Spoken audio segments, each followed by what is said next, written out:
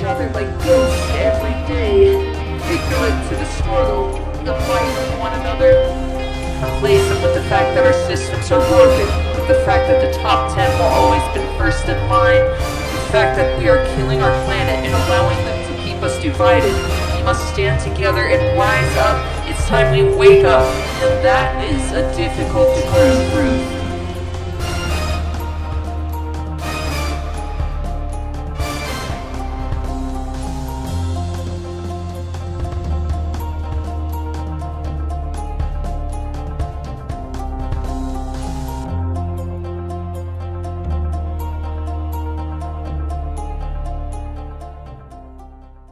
Hey everyone, Carlos here from ADifficultTruth.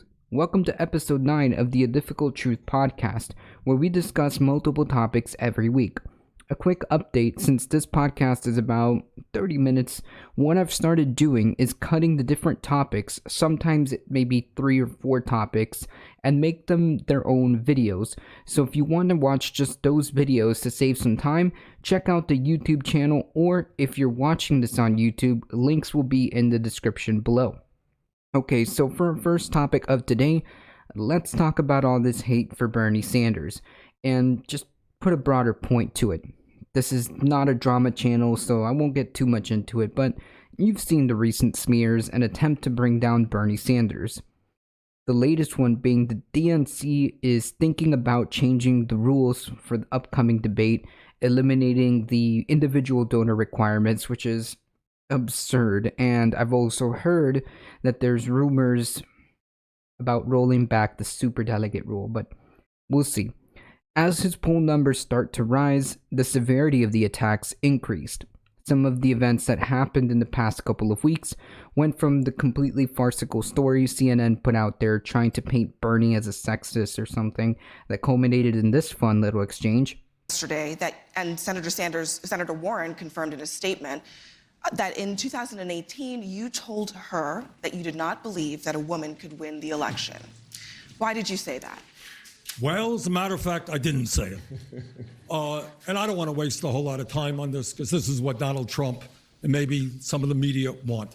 Anybody knows me, knows that it's incomprehensible that I would think that a woman could not be president of the United States. Go to YouTube today. There's a video of me 30 years ago talking about how a woman could become president of the United States. In 2015, I deferred, in fact, to Senator Warren. There was a movement to draft Senator Warren to run for president. And you know what? I stayed back. Senator Warren decided not to run, and I did run afterwards. Hillary Clinton won the popular vote by 3 million votes. How could anybody in a million years not believe that a woman could become president of the United States? And let me be very clear. If any of the women on this stage or any of the men on this stage win the nomination, I hope that's not the case. I hope it's me. But if they do, I will do everything in my power to make sure that they are elected in order to defeat the most dangerous president in the history of our country. So Senator Sanders, I do want to be clear here. You're saying that you never told Senator Warren that a woman could not win the election. That is correct. Senator Warren, what did you think when Senator Sanders told you a woman could not win the election? I think you called me a liar on national TV. What? I think you called me a liar on national TV. Let's not do it right now. You want to have that discussion, we'll have that discussion. You called me, you told me. All right, let's not do it now. I don't want to get in the middle, but I just want to say hi, Bernie. Yeah, good. Okay. Well, that's embarrassing. To literally the most loathsome person to ever enter the political scene, Hillary Clinton, coming out of the woodwork to say this about Bernie in an interview for her upcoming documentary or whatnot. Quote, "He was in Congress for years. He had one senator support him. Nobody likes him. Nobody wants to work with him. He got nothing done. He was a career politician." This is rich coming from, a career politician. It's all just baloney, and I feel so bad that people got sucked into it. If this isn't the most obvious case of projection, I don't know what is. But yeah, nobody likes Bernie Sanders. No one. He only has the most individual donors out of all the candidates. He only has the most volunteers, has the largest grassroots movement, but, nobody likes him. I just want her to go away at this point, preferably forever. I don't want her endorsing Bernie. I don't want her campaigning for Bernie. The broader point here is that the establishment is scared. The establishment is acknowledging that Bernie Sanders can actually win the nomination, and that alone terrifies them. It means that the system that props them up, that keeps them in power, is under threat, and they are doing everything they can to make sure that doesn't happen, up to and including allowing Donald Trump to be president another 4 years. We've seen the mask slip when large, wealthy Democratic donors were threatening to leave the Democratic Party and maybe even going Republican after Elizabeth Warren proposed her wealth tax. This is from a previous article from CNBC, quote, "You're in a box because you're a Democrat and you're thinking, I want to help the party, but she's going to hurt me. So I'm going to help President Trump," said a senior private equity executive who spoke on the condition of anonymity in fear of retribution by party leaders. The executive said this Wednesday, a day after Speaker Nancy Pelosi announced that the House would begin a formal impeachment inquiry into Trump. That tells you everything you need to know.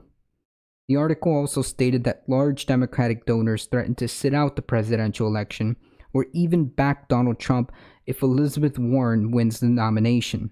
And that was just Elizabeth Warren. The establishment has no allegiance to party or country. They are only interested in protecting their own wealth and power, but for how long can we live in this system? How long do you think it will take before the people get tired of the grotesque levels of income inequality? How long before the poor, who are one medical emergency away from bankruptcy while insurance companies are making record profits, rise up? How long before the people start to focus their anger at the oil companies and other industries who are polluting this planet to the point where it is going to become uninhabitable? How much corruption in government do you think the people will continue to tolerate? What I'm worried about is this desire by the people in power to hang on to this power and wealth at all costs can potentially spill over to violence. Currently, they have us pacified with economic stress, the mainstream media, and the occasional scraps they throw at us, but I suspect that that is only going to last so much. I don't want things to get violent here while still having the means to turn things around. America is at the crossroads right now, and we the people can determine the future of this country. We can choose to regain control and implement a better system, if we want. We can choose to say enough is enough by voting and getting more active politically, supporting candidates and officials not only in the federal level, but at the local level who are willing to do the necessary things. Mark my words, as Bernie Sanders continues to surge in the polls, expect the establishment to respond, and when they do, we must react by supporting Sanders and candidates like him even harder. Right now, he has the best shot at being the Democratic nominee, even polling ahead of Joe Biden in Iowa and New Hampshire. The time for complacency is over. Make sure you're registered to vote if your state is a closed primary. If there ever has been a time, it's now. The current system is not working. It is failing us. But if we want to change it, we must first win by the current rules in place.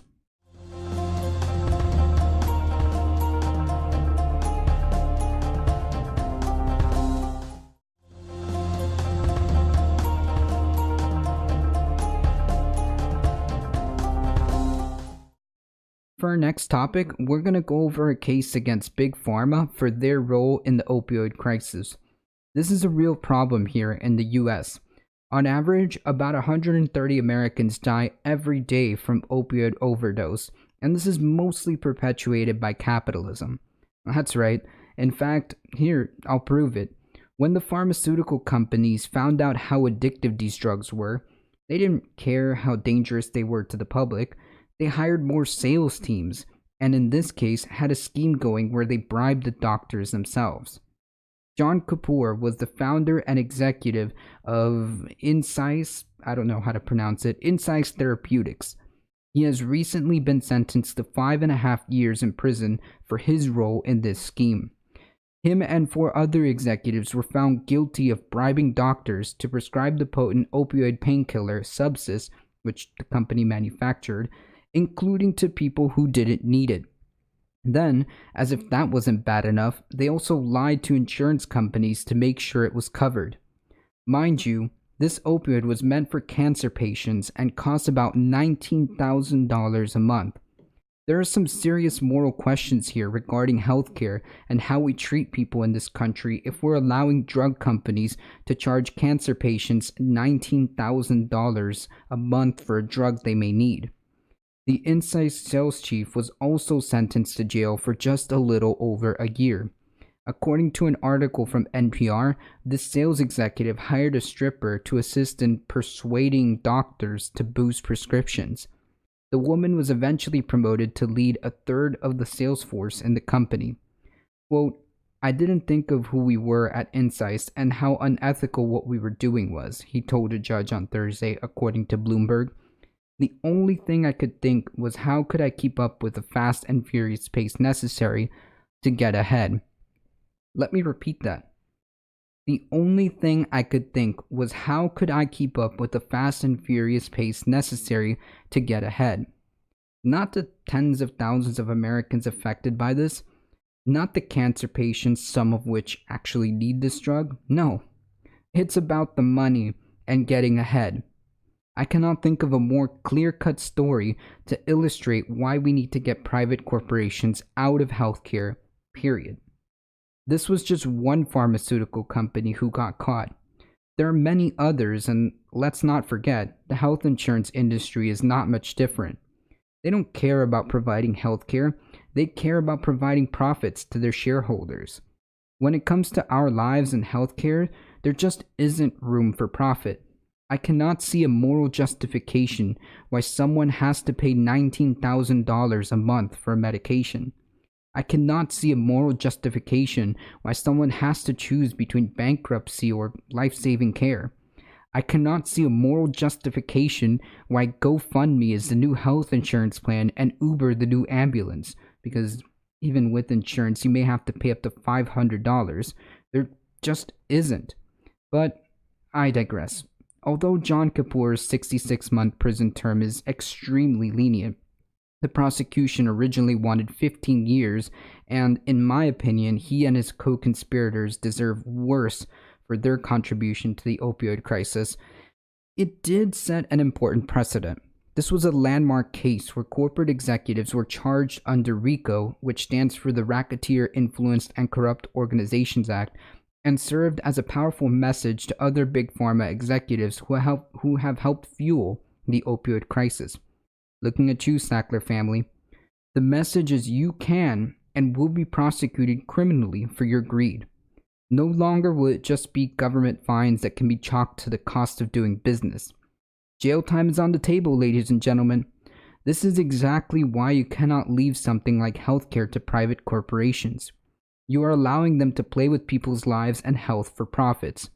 We are the only major developed country who has not figured out a universal, single-payer healthcare system. With all the billions of dollars being lobbied in Washington, can't imagine why.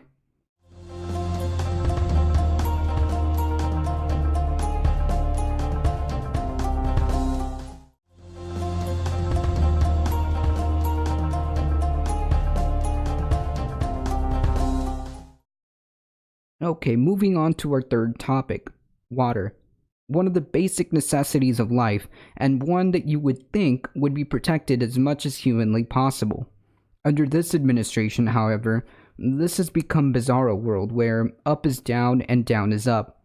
The Trump administration recently proposed huge rollbacks of federal protections for streams, arroyos, and wetlands that were previously under the protection of the Clean Water Act, which, just as a refresher, the Clean Water Act is the primary federal law in the United States governing water pollution. Its objective is to restore and maintain the chemical, physical, and biological integrity of the nation's waters, recognizing the responsibility of the states in addressing pollution and providing assistance to states to do so, including funding for publicly owned treatment works for the improvement of wastewater treatment and maintaining the integrity of wetlands.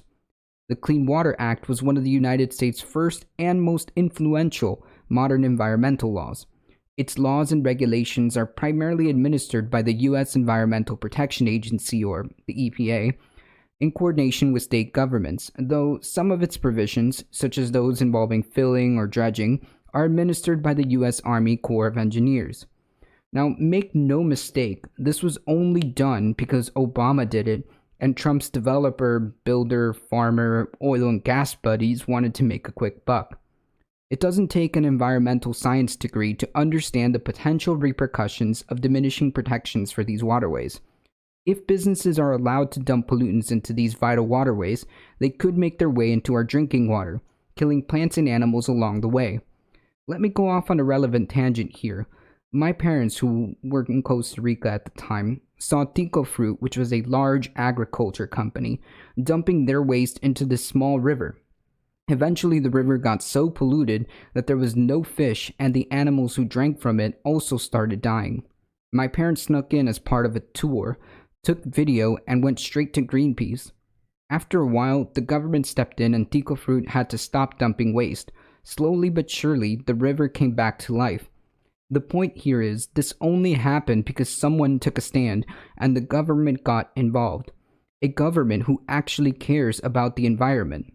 But here, Trump's head of EPA, Andrew Wheeler, who, let me remind you, worked for a law firm representing coal magnate Robert Murray and lobbied against Obama's environmental regulations, said this to reporters, quote, "Our rule protects the environment and our waterways while respecting the rights of states and property owners," Wheeler said.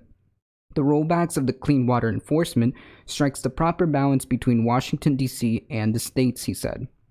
The problem with this is that, well, now to get around any local or state regulations, it'll be as easy as paying off the local inspector or regulators. Just another cost of doing business. According to the article from Associated Press, environmental groups estimate that the draft of this rule would lift protections from about half of the nation's wetlands and 1/5 of the entire waterways. Quote, "One of the biggest changes applies to the so-called ephemeral waters, creeks and rivers that run only after rainfalls or snowmelt. Such streams provide a majority of the water for some dry western states, including New Mexico. That's a huge rollback from way before Obama, even before Reagan," said Bland Holman, a senior attorney with the Southern Environmental Law Center. This is what we are fighting, folks. It is sad that we have to fight for the right to have clean water, but this is where we're at. I criticized Obama for the handling of the Dakota Access Pipeline, and I'm criticizing Trump now. This is beyond party or politics. Having access to clean water is a human right. A new study shows that tap water in 43 cities across the United States is contaminated with toxic chemicals known as PFAS, which are toxic fluorinated chemicals, and some of the cities include Miami, New Orleans, Philadelphia, Washington, D.C., and Chicago. The new study comes as the Supreme Court has cleared the way for residents of Flint, Michigan to sue city and state officials over the lead contamination crisis in the drinking water there. Scientists now believe that these PFAS chemicals are likely detectable in all major water supplies, and the Trump administration is proposing further rollbacks on water protection. Obviously, there needs to be more studies on the complete effects of these PFAS, but this is absolutely disgusting. Guys, the Flint, Michigan water crisis still hasn't been solved. Obama didn't do anything. Trump hasn't done anything. This is completely unacceptable. Enough is enough.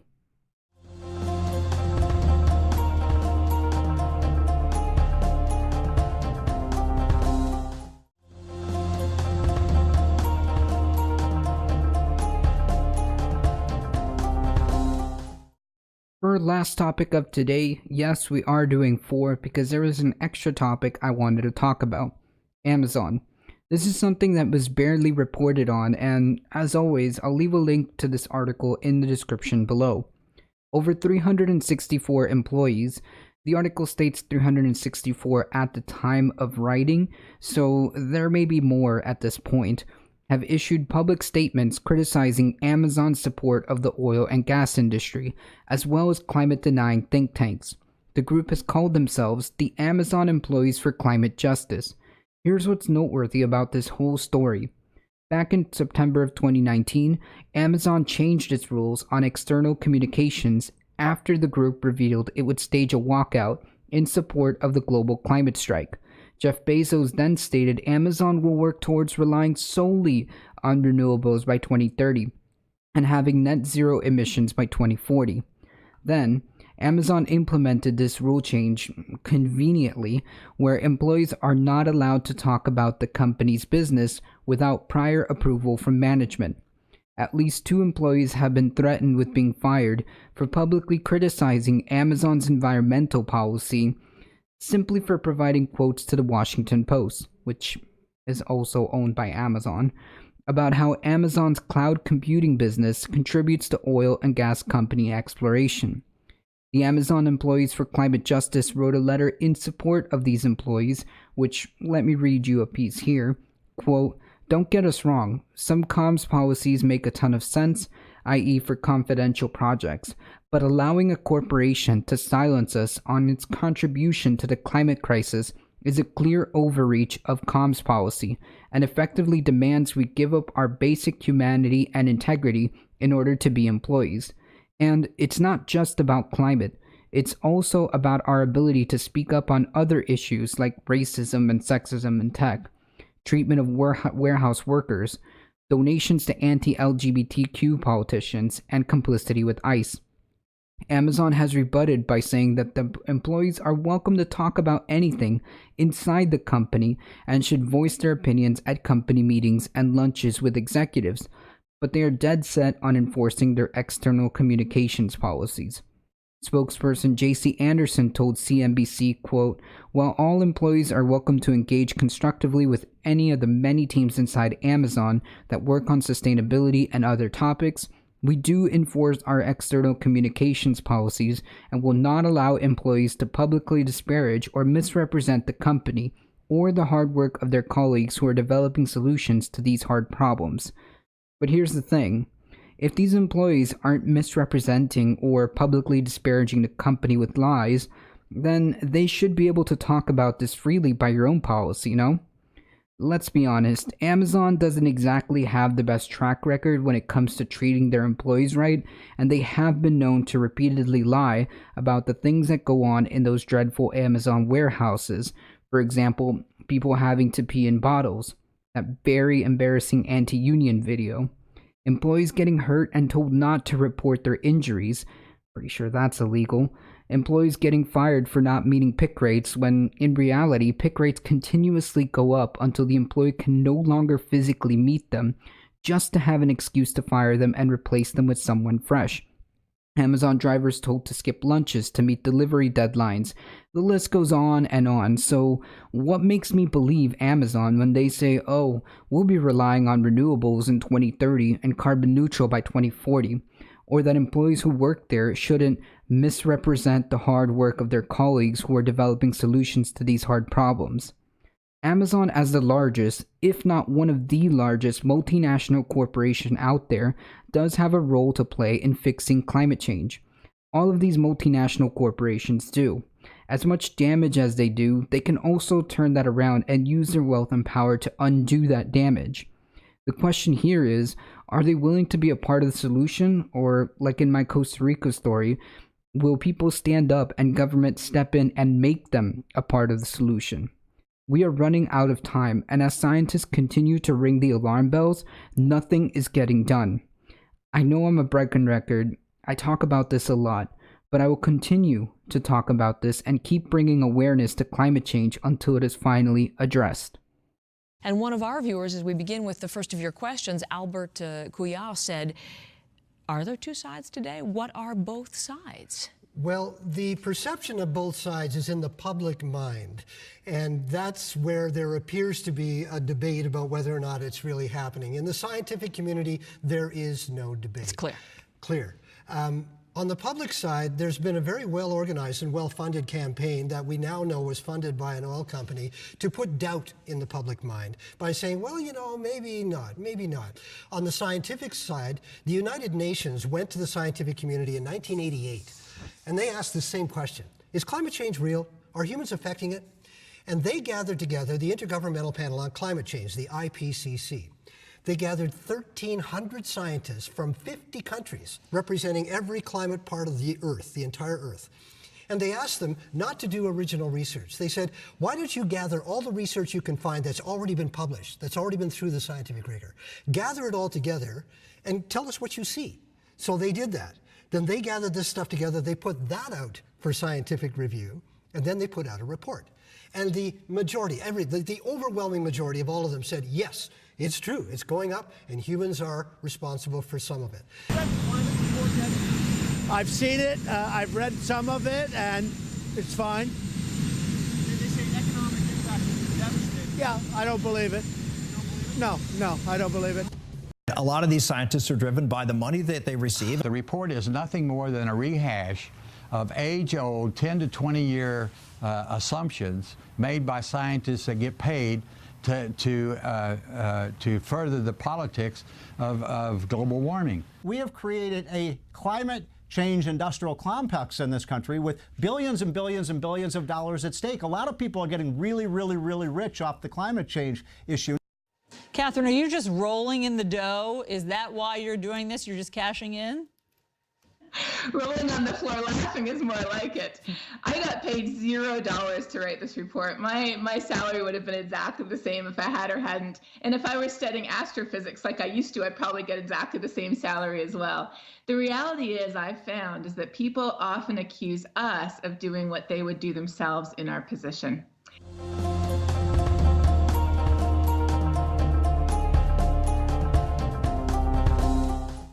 Unfortunately, guys, that is all the time I have today. Sorry this episode was a little bit delayed. Thank you so much for listening. If you're on SoundCloud, please give this a like. Or if you're watching this on YouTube, make sure to like, comment, share, and subscribe. It really helps the channel. Make sure to follow us on Twitter at twitter.com/ADifficultTruth. You can like us on Facebook at facebook.com/ADifficultTruthOfficial. And now you can follow us on Twitch. We are having awesome live streams. Come be a part of the conversation. I'll leave all the links in the description below, and I hope to see you guys in the next episode. See ya!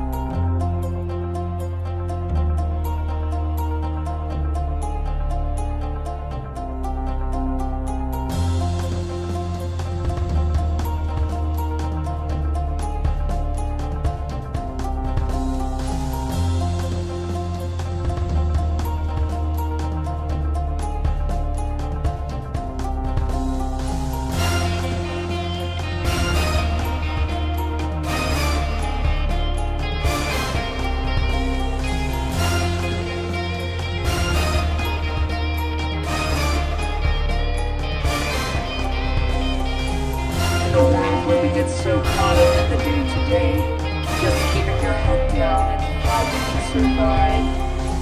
We float by each other like ghosts every day, ignorant to the struggle, the fight with one another, complacent with the fact that our systems are broken, with the fact that the top 10 will always be first in line, the fact that we are killing our planet and allowing them to keep us divided. We must stand together and rise up. It's time we wake up, and that is a difficult truth.